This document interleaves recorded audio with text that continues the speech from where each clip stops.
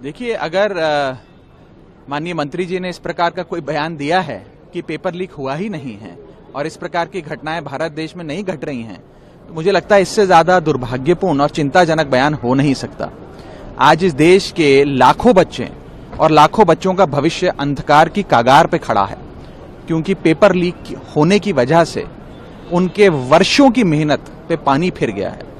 जब paper leak होता है तो उस विद्यार्थी का, जिसने महीनों सालों दिन रात परिश्रम करके पढ़ाई कर उस एक दिन की तैयारी करता है अपना भविष्य बनाने के लिए, उसका मन नहीं टूटता, वो इंसान टूट जाता। केवल मनोबल नहीं टूटता, उसका शरीर, मन, तन, धन। आज उस बच्चे को कितनी चोट पहुंची होगी माननीय मंत्री जी का वो बयान सुनकर। और अगर पेपर लीक नहीं हुआ तो फिर सीबीआई जांच किस विषय पे कर रही है? अगर पेपर लीक नहीं हुआ तो सीबीआई गिरफ्तारियां किस विषय पे कर रही है? अगर पेपर लीक नहीं हुआ तो सुप्रीम कोर्ट कौन से विषय का संज्ञान लेकर सरकार से रोज गंभीर सवाल पूछ रहा है?